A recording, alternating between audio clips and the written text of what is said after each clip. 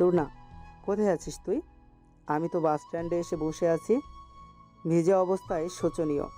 বাসওয়ালারা বলছে এত বৃষ্টির মাঝে বাস ছাড়বে না, রাস্তা নাকি তলিয়ে গেছে সামনে। তাছাড়া বৃষ্টির পানির সাথে অনেক সময় ভাঙা কাঁচ বা ধারালো সূচগুলো ধাতব বস্তু ভেসে যায়, তাতে নাকি বাসের চাকা ফুটো হয়ে যেতে পারে। বৃষ্টির শব্দ প্রবল। বুলবুল একটু থেমে ফের বলল, এই তোর না, তুই আমার কথা শুনতে পাচ্ছিস? তোর ওখানে কি খুব বৃষ্টি হচ্ছে? তন্না সাউনের নিচ থেকে বাইরের ঘোলাটে আকাশের দিকে তাকালো। অন্ধকার আসন্ন আকাশের দিকে তাকিয়ে তার চোখের কোণে এক ফোঁটা জল চিকচিক করে উঠল। গাল বেয়ে নিচে পড়ল কি ফোঁটা কয়েক। বোধহয় হ্যাঁ, তবে তা বৃষ্টির জলের সাথে মিলেমিশে একাকার হয়ে গেল। তুন্না কাপা গলায় বলল, আমিও মাঝ পথে আটকে আছি বুলবুল ভাই। বুলবুল ওপাশ থেকে দীর্ঘশ্বাস ফেলল। টিনের চালের উপর পড়া বৃষ্টির ঝনঝন শব্দে বুলবুলের দীর্ঘশ্বাসের শব্দ অবশ্য শুনল না তুন্না। বুলবুল বলল, ধৈর্য ধর তোর না, অসময়ের বৃষ্টি বেশিক্ষণ থাকে না। তুই বরং ওখানেই অপেক্ষা কর, বৃষ্টি থামলেই চলে আসিস, আমিও এখানেই থাকবো। তুন্না ক্ষীণ শব্দে বলল। আচ্ছা। ফোনটা কেটে দিয়ে তুন্না বিষণ্ণ মনের দোকানের এক কোণে রাখা ব্রেঞ্চে বসল। দোকানের সাউন্ড বক্সে পুরনো দিনের কোনো একটা বিরহ গান বাজছে। তুন্না কি এই গানটা আগে কখনো শুনেছে? না শুনলেও ক্ষতি নেই, এখন সে মনোযোগ দিয়ে শুনবে। কি চমৎকার গান, কি অনাবদ্য এই সুর। গীতিকার সঙ্গীকে না দেখতে পাওয়ার কি ভীষণ আকুলতা। গীতিকার বোধহয় অনেক দিন প্রেয়সীকে দেখেনি, ঠিক যেমন তুন্না অনেক দিন ধরে দেখতে পায়নি তার জন্য বৈধ পুরুষটিকে। সে শুধু বৈধতার সনদপ্রাপ্ত, অন্য আর কোনো সম্পর্ক তাদের নেই, কখনো ছিল না। তবুও হুটহাট কেন তাকে মনে পড়ে তুন্নার? কেন যেই ব্যক্তিটি তীব্র অবহেলায় তাকে আস্থা কুড়ে ছুঁড়ে ফেলে দিয়েছে তাকে কেন ভাবে তুন্না?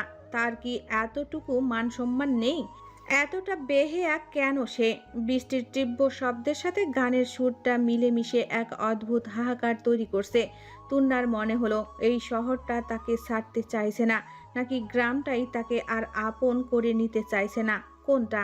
জীবন এত অদ্ভুত কেন? চোখের সামনে রাস্তা দিয়ে সা সা করে বড় গাড়িগুলো চলে যাচ্ছে। চাকার নিচে পড়া বৃষ্টির জল ছিটকে এসে লাগছে দোকানের খুঁটিতে। কি এক অদ্ভুত দৃশ্য! দামি গাড়িওয়ালাদের এই বৃষ্টিতে কোনো ভাবাবেগ নেই, ওরা দিব্যি সুখে আছে। ভোগান্তি কেবল খেটে খাওয়া মানুষদের। আচ্ছা, বৃষ্টির ভেতরে দামি গাড়িতে চড়ার অনুভূতি কেমন? তা কি বিরাট কোনো সুখের বিষয়? বিরাট কোনো দ্রষ্টব্য? তুন্না ভাবল তার জীবনটাও কি এই রাস্তার তুচ্ছ জলের মতো? এই তুচ্ছ জীবনটা নিয়ে সে কোথাও থিতু হতে পারছে না। ঢাকা শহরের এই হোস্টেলের জীবন আর গ্রামের ভীষণ পরিচিত অভ্যাস, এই দুটোর মাঝখানে সে এক জ্বলন্ত থিতুহীন চরিত্র। তুন্না হয়তো আরও আকাশ কুসুম কিছু ভাবতে চাচ্ছিল, তবে তার ডাগর ডাগর চোখ দুটো স্থির হলো অদূরে ধাবমান একটা বাইকের দিকে। তীব্র গতিতে বাইকটা ছুটে আসছে। বাইকে বসে আছে দুজন তরুণ। বৃষ্টির তোড়ে তাদের মুখটা ঠিকঠাক স্পষ্ট হচ্ছে না, তবুও তুন্নার মনে হচ্ছে এই দুজনকে সে চেনে। কে ওরা? ওরা কি তুন্নার পূর্ব পরিচিত? তুন্নার কেন যেন মনে হচ্ছে ওরা শুধু পরিচিত নয়, ভীষণ পরিচিত। আকাশটা বিকট শব্দে গর্জে উঠল হঠাৎ। পাল্লা দিয়ে আর এক মানবীর হৃদয়েও কি গর্জে উঠল বোধহয়। তুন্না শঙ্কিত দৃষ্টি মিলে রাস্তায় তাকিয়ে আছে। প্রায় মিনিট খানেকের ব্যবধানে সে স্থানে এসে থামল বাইকটা, এবং এক প্রকার দৌড়ে ছেলে দুজন এসে দাঁড়ালো ছাউনির নিচে। অবশ্য ঝুম বৃষ্টির ফোঁটার দল তাদের শরীর পূর্বেই ভিজে দিয়েছে, দুজনকে প্রায় কাক ভেজাই বলা যায়। তবু বৃষ্টি থেকে পালানোর এত তাড়া কেন? ভিজে যখন গিয়েছে তো বৃষ্টি বিলাস করো না। পরিচিত যুবক দুজন তুন্নার পাশে দাঁড়িয়েছে। তুন্নার যেমন অত্যাধিক বিস্মিত হয়ে তাদের অবস্থা দেখেও সেটাই অনুময়ে। তুন্নার কেমন যেন অস্বস্তি হতে লাগলো। এতদিন ধরে যার মুখশ্রবী তার স্মৃতির মুকুরে ছায়া ফেলছিল, যাকে না দেখতে পাওয়ার আকুলতা তার প্রতিটি নিঃশ্বাসে মিশেছিল, সেই অধ্যায় তার চোখের সামনে দাঁড়িয়ে আছে। 6 মাস আগে যার সাথে সমস্ত সম্পর্ক চুকে গিয়েছে, এই অসময়ে তার দেখা পেয়ে মনটা ভীষণ খারাপ হলো। বুকের ভেতরটা মোচড় দিয়ে উঠল যেন। ইচ্ছে করলো এই স্থান ছেড়ে দূরে কোথাও পালিয়ে যেতে। বুকটা কেমন যেন ভার হয়ে রইল তুন্নার। সে তাকালো না পাশে দাঁড়ানো লোক দুজনের দিকে। এজন্য হয়তো আদিল তাকে অকৃতজ্ঞ ভাববে, ভাবুক, কিন্তু তুন্নার ভেতর থেকে কোনো শব্দ বের হচ্ছে না। গলাটা যেন কেউ শক্ত করে চেপে ধরে আছে। আচ্ছা, সে কি স্বপ্ন দেখছে? প্রবল বর্ষণের ফলে চোখের ঘোর লেগেছে তার, কিন্তু তাই বা কেমন করে হয়? দিন দুপুরে স্বপ্ন দেখাটা তো অবাস্তব, তবে কি তার সামনের দৃশ্যমান দৃশ্যটা মূলত সঠিক বাস্তব? তুন্না কেবল এক হাত দিয়ে অন্য হাতের তালুতে চিমটি কাটতে লাগলো। মনে মনে প্রচুর প্রার্থনা করতে লাগলো বৃষ্টি যাতে থেমে যায়, কিন্তু থামার কোনো লক্ষণ দেখা গেল না। অসহায় বৃষ্টিতে সেই প্রবল বর্ষণের দিকে তাকিয়ে রইল তুন্না। তার পাশে যে জলজ্যান্ত দুটো মানুষ দাঁড়িয়ে আছে এবং আশ্চর্য নয়নে তাকে দেখছে, সেটা নিয়ে বিন্দুমাত্র আগ্রহ দেখালো না সে। অধ্যায়ের চিমটি খেয়ে আদিল একবার কেসে উঠল, এরপর ভদ্রতার হাসি হেসে বলল, আরে তোরনা যে, কেমন আছো? তুন্না নিজেও একটা কৃত্রিম হাসি মুখে ঝুলিয়ে জবাব দিল। ভালো আছি ভাইয়া, আপনি ভালো আছেন? আদিল আন্তরিক ভঙ্গিতে বলল, খুব ভালো আছি। আপু ভালো আছে? আপনার বাড়ির সকলে কেমন আছে? সবাই ভালো আছি।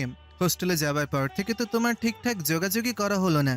ওখানে সব ঠিক আছে তো? কোনো অসুবিধা হচ্ছে না তো?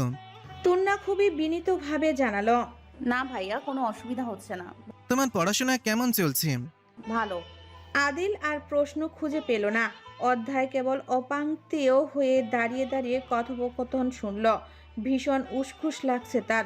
বউ তার আর কথা বলছে বন্ধুর সাথে হেসে হেসে। কেন ওর বন্ধুর প্রতি তুন্নার এত কিসের টান? এই টানটা স্বামীর জন্য নেই কেন? একটু হেসে তো তাকেও জিজ্ঞাসা করা যেত যে, ও হে স্বামী, আপনি কেমন আছেন? কিংবা আপনার দর্শন না পেয়ে আমি এত দিনে প্রায় অন্ধ হয়ে যেতে বসেছিলাম। অথচ এই মেয়ে এমন কোনো কিছুই বলছে না। প্রায় অর্ধেক বছর পরে স্বামীর দেখা পেয়েও মুখ ফিরিয়ে রেখেছে, যেন তারা কত অপরিচিত। অথচ স্বামী হচ্ছে মেয়েদের সবচেয়ে পরিচিত, সবচেয়ে আপনজন। হয়তো এই তুন্না নামক তরুণীটির কাছে স্বামীর কোনো মূল্য নেই। স্বামী হয়তো তার কাছে ওয়ার্থলেস কয়েন্স, অর্থাৎ অচল পয়সা। অধ্যায়ের ভীষণ বলতে ইচ্ছা করছে, ওরে পাশানি, তোর জলজ্যান্ত স্বামীটি এখানে দাঁড়িয়ে আছে, ওর সাথে একটু কথা বল। ওর যেন দম বন্ধ হয়ে মারা যাবার জোগাড় হচ্ছে। স্বামীকে এত কষ্ট দেওয়ার জন্য তোকে তো জেল হাজতে যাবজ্জীবন কারাদণ্ড দেওয়া উচিত। পরক্ষণে আবার ভাবলো, যাবজ্জীবন কারাদণ্ড দিলে জেল থেকে বের হতে হতে তো অধ্যায় বুড়ো হয়ে যাবে। তখন তাদের সংসার কিভাবে হবে? তার যে একটা ফুটবল টিম তৈরি করার ভীষণ শখ, কিন্তু শখ পূর্ণের জন্য বউকে তো কাছে চাই। এরপর না হয় ওর সাথে ধীরে ধীরে ভাব হলো, প্রেম হলো, এরপর তো ফুটবল টিম। এই কয়দিনে একটা অত্যন্ত নিশ্চিত যে সে তুন্নাকে ভীষণ মিস করে। ভালো টালো অবশ্য বাঁচে না, তার ভালোবাসার ওপর নিজেরই বিশ্বাস নেই। সেখানে আর অন্য কাউকে সেই কম দামি জিনিস বিলিয়ে লাভ নেই। ফলস্বরূপ কিছু হবে না, বরং সংসার করলেই হয়। ভালোবাসাবিহীন ও দিব্যি জীবন কেটে যায়। কেন রহমান চৌধুরী আর শর্মিলার মাঝে তো ভালোবাসা টালোবাসার বিষয় কিছু নেই, তবুও জীবন কেটেই গেল।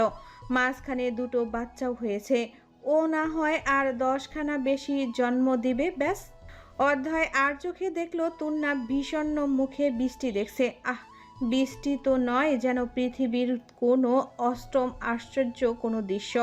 এ দৃশ্য না দেখলে জীবন বৃথা। কেন এখানে এই পাশের যে তার একমাত্র স্বামীটি দাঁড়িয়ে আছে, তাতে কোনো ভ্রুক্ষেপ নেই কেন?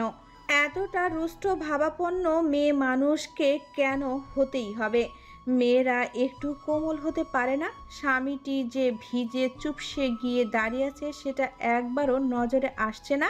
মাথার চুলগুলো ওই অন্যার কোণা দিয়ে মুছে দিলে কি এমন মহাভারত শুদ্ধ হয়ে যাবে? এই যে অধ্যায় এত কাঠখড় পুড়িয়ে তুন্নার সন্ধান বের করেছে, পেছনে পেছনে এসেছে, এটাই বা কম কি? বৃষ্টি মাথায় করে এত দূর এসে লাভটা কি হলো? বউটা তো তার সাথে কথা বলছে না। আদিলকে ফের চিমটি কাটলো অধ্যায়।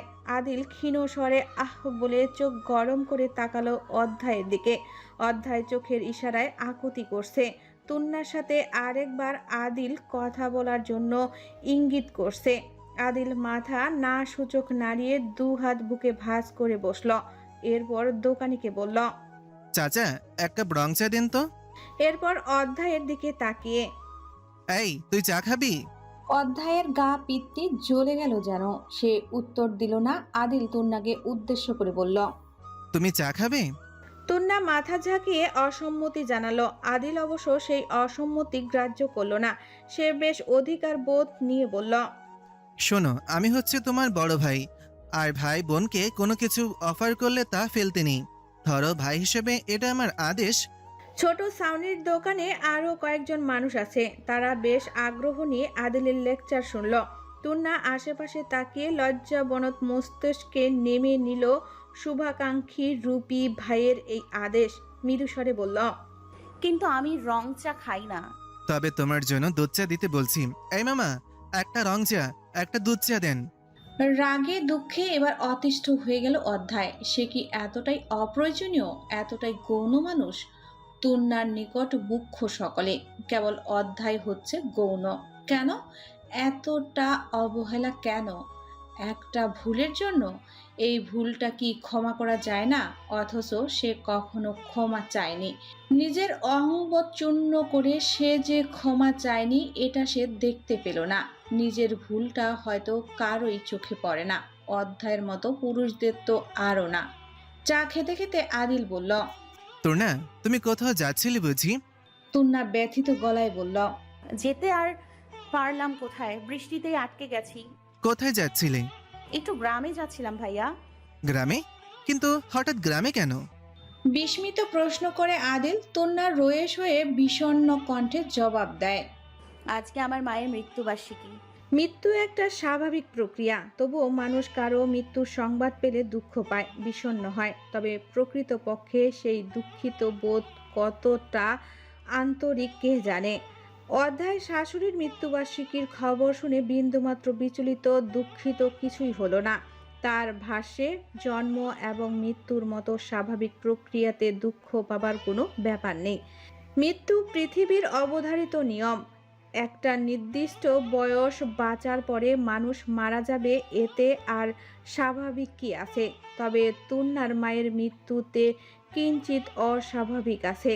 অধ্যায় বাবার কাছে শুনেছে সন্তান জন্ম দিতে গিয়ে ভদ্রমহিলা মারা গিয়েছে, তার মানে অকাল মৃত্যু। অকাল মৃত্যুটা অবশ্য বেশ মন্দ বিষয়। মাতৃহীন ছোট শিশুর বেঁচে থাকাও ভীষণ কষ্টকর। তবু অধ্যায় কেন যেন দুঃখিত হতে পারছে না। অদেখা শাশুড়ির মৃত্যু নিয়ে তার সামান্যতম হৃদয় ভার হচ্ছে না।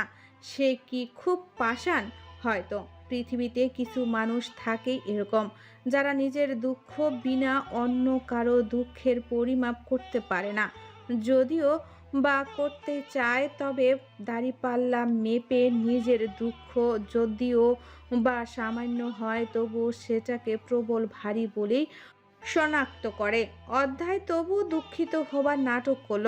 মুখটাকে বিষণ্ণতার চাদরে মুড়িয়ে বলে উঠল, খুবই দুঃখজনক বিষয়। তুন্নার নিজের কানকে বিশ্বাস করে উঠতে পারল না। শ্রবণ যন্ত্র কি কোনোভাবে তাকে ভুলভাল বার্তা পাঠাচ্ছে? হয়তো। তা না হলে এই স্বার্থপর লোকটা কোনোভাবেই নিজের পুরুষালী দম্ভ ভেঙে জেসে পড়ে তার সাথে কথা বলতে আসবে না। তুন্না তবুও চোখ তুলে তাকালো না। একটিবারও পূর্ণ দৃষ্টিতে দেখল না নিজের স্বামীর মুখ। নির্বাক তুন্নাকে অবাক করে দিয়ে অধ্যায় ফের বলে বসল, কেমন আছো তুর্না? তুন্না এবারও জবাব দিল না। লোকটা তার সাথে জেসে কথা বলছে দেখে রাগ হলো ভীষণ। এতদিন পর বউ কেমন আছে এই সংবাদ নিতে ইচ্ছে হলো। 6টা মাস কি কম ছিল? অথচ একটিবার খোঁজ নেবার প্রয়োজন মনে করলো না। আজ হঠাৎ মাঝপথে স্বল্প পরিচিত মানুষের মতো ভদ্রতা রক্ষার্থে প্রশ্ন করা হচ্ছে, ভালো মন্দের খোঁজ নেওয়া হচ্ছে কেন? অধ্যায় নামক ধনির দুলাল ভেবেছিল কি ওনাকে ছাড়া তুন্না এই শহরে তুন্না খড়কুটোর মতো উড়ে যাবে, হারিয়ে যাবে শহরের অসংখ্য লোকের ভিড়ে? তাকে আর খুঁজে পাওয়া যাবে না? এরকম একটা অভদ্র লোকের সাথে তুন্না কেন কথা বলবে? জীবনও বলবে না। আবার নাম ধরে ডাকা হচ্ছে। এই মেয়ে করেই তো কানের মাথা খেত তখন। যত সব নাটক।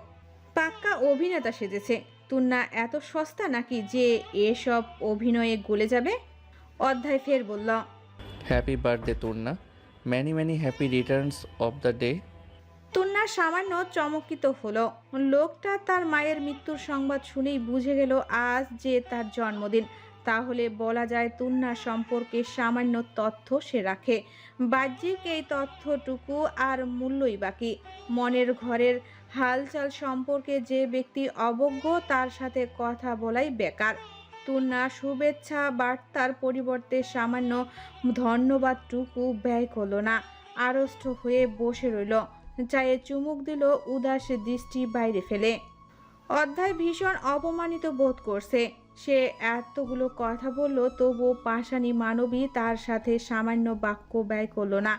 এতটা অপ্রয়োজনীয় সে, এতটা তুচ্ছ, এতটা অকিঞ্চিতকর।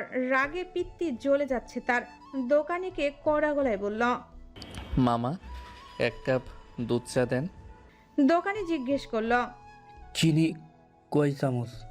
অধ্যায় বুঝতে পারছে না এক কাপ চায়ে কয় চামচ চিনি দিতে হয়। সে কখনো চা খায় না। সে খায় ব্ল্যাক কফি উইদাউট সুগার। এই জঘন্য বস্তু খেয়ে অভ্যস্ত অধ্যায় চৌধুরী সে জন্য চা পাতা, চিনির পরিমাণ এসব সম্পর্কে বিন্দুমাত্র আইডিয়া নেই। কতটুকু চিনিতে কতটুকু মিষ্টি হয় তা সে জানে না। অধ্যায় এদিকে সেদিকে তাকিয়ে কিছু একটা বোঝার চেষ্টা করলো। এরপর হাসি হাসি মুখ করে বলল, দেন 8-10 চামচ। দোকানি অবাক হয়ে বলল, 8-10 চামচ? কম হয়ে গেল? তাইলে দেন 15-20 চা পারেন। দোকানের চোখ জোড়া বিস্ময়ে কোটর থেকে বেরিয়ে আসতে চাইছে। দোকানের অবস্থানকৃত কয়েকজন হেসে উঠল হো হো করে। আদিল আর তুন্না অধ্যায়ের কথা শুনে চরম হতাশ এবং বিস্মিত। আদিল চাপা গলায় বলল, আরে ছাগল, কিসব বলছিস? কেন? ভুল কি বললাম? তুই চা খাচ্ছিস, খা। তোর পাতানো বোনের সাথে গাল গল্প কর। আমার চরকায় তেল দিতে তোকে ডাকিনি আমি। অধ্যায় চৌধুরী নিজের চরকায় তেল দিতে জানে। আদিল আরো কিছু বলতে যাচ্ছিল, কিন্তু তুন্না তাকে থামিয়ে দিয়ে বলল, ছাড়ুন তো ভাইয়া, যার ঘটে যেমন বুদ্ধি, আপনি আমার কথা শুনুন। আদিল হতাশ নিঃশ্বাস ফেল। অধ্যায় কটমট দৃষ্টিতে একবার পাষাণীকে দেখে নিয়ে মনে মনে যথেষ্ট গালমন্দ করলো। এরপর দোকানিকে বলল, কি হলো? আপনি চা বানান? চাওয়ালা যথেষ্ট ধৈর্যবানের পরিচয় দিয়ে বলল, সত্যি এত চিনি দেব? এত চিনি? তার মানে কি অনেক বেশি চিনি দিবার কথা বলেছে অধ্যায়? কমিয়ে দিতে বলবে, কিন্তু কমিয়ে কত দিতে বলবে?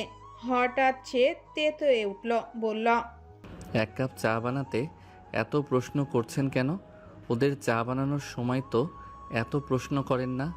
আজ হলো কি? আরে ভাই, নুন, তেল, মরিচ, হলুদ, আদা, জিরা যা খুশি দিয়ে নিজের মতো বানিয়ে দেন।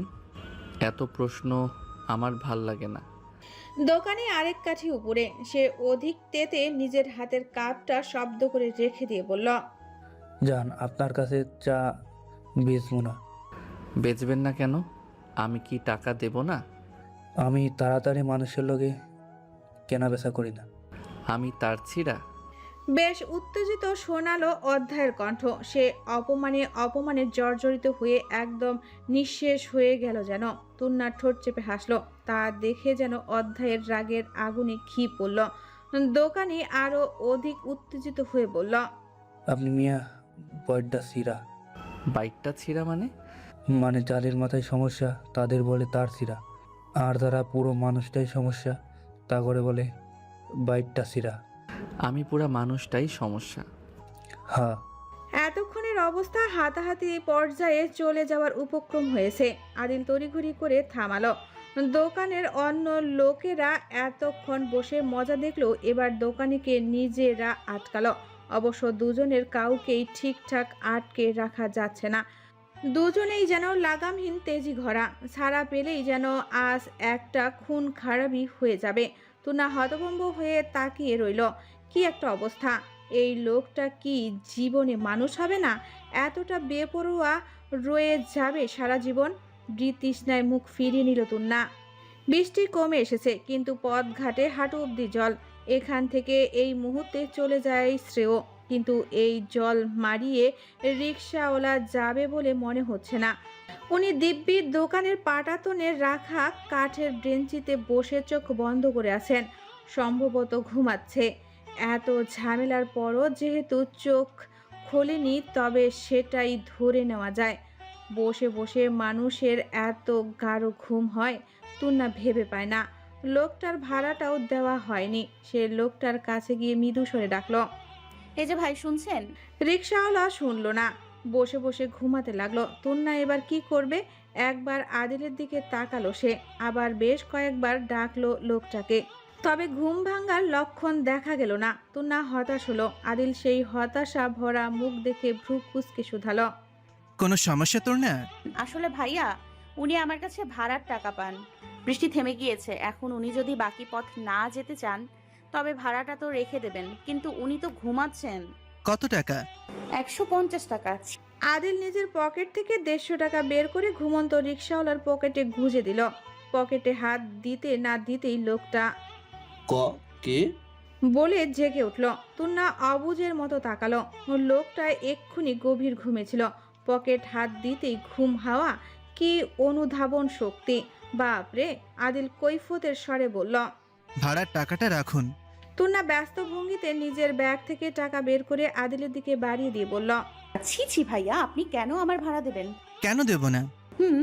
তুন্না বুঝতে না পেরে প্রশ্ন সূচক দৃষ্টিতে তাকালো। আদিল সহস্য তুন্নার টাকা বাড়ানো হাতটা নিজের হাতের উল্টো পিঠ দিয়ে সরিয়ে দিতে দিতে বলল। বললাম না তুমি আমার বোন, আর বোনের প্রতি ভাইয়ের এতটুকু দায়িত্ব আছে। তুন্না নিস্তব্ধ হলো। এক পৃথিবীর নির্বাকতা তাকে ঘিরে ধরেছে।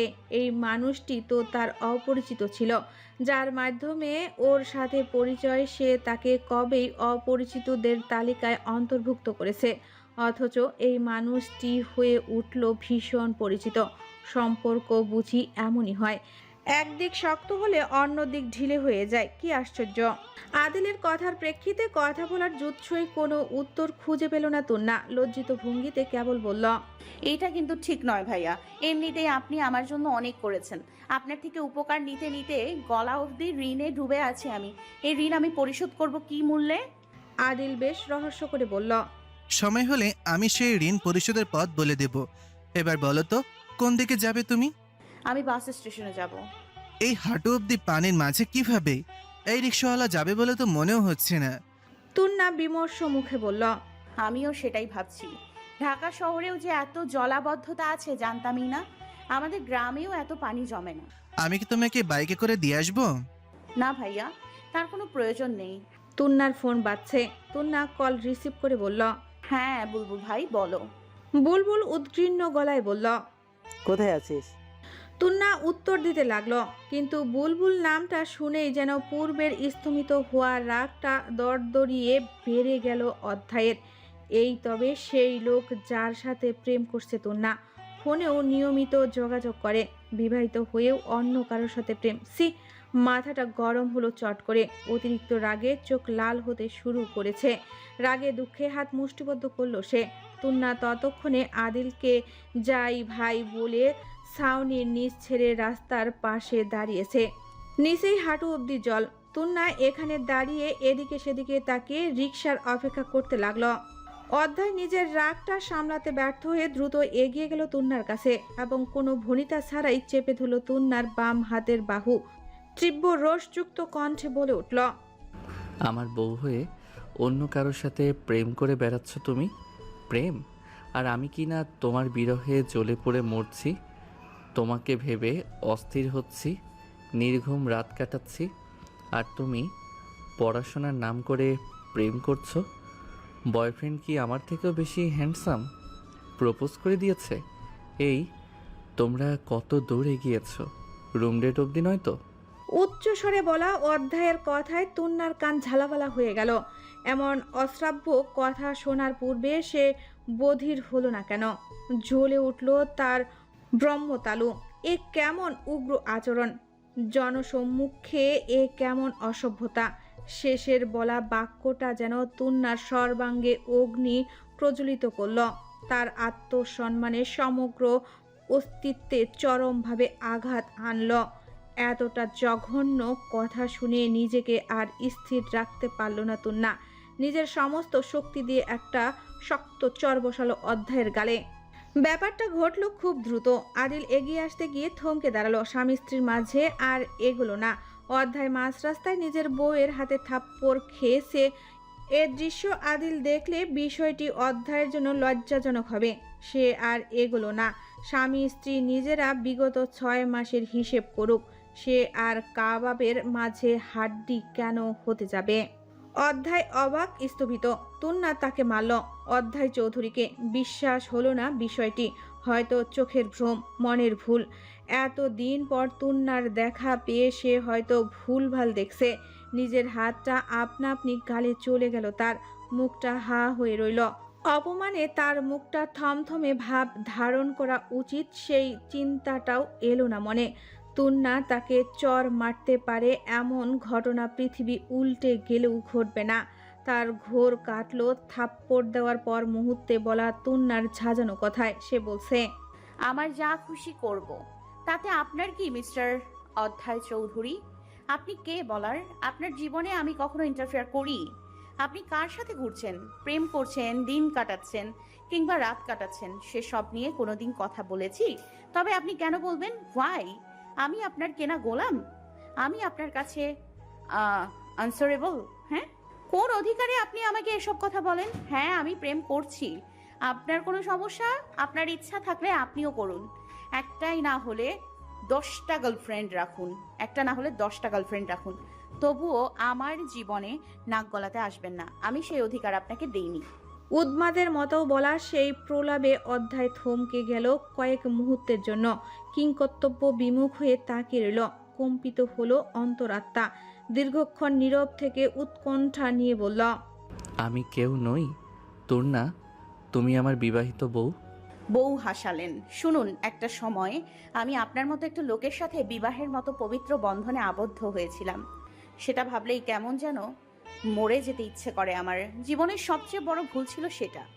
একটা অভদ্র, একটা অসভ্য, খারাপ, দুশ্চরিত্র, সন্দেহপ্রবণ লোককে নিজের জীবনসঙ্গী করা ছিল চরম বোকামি।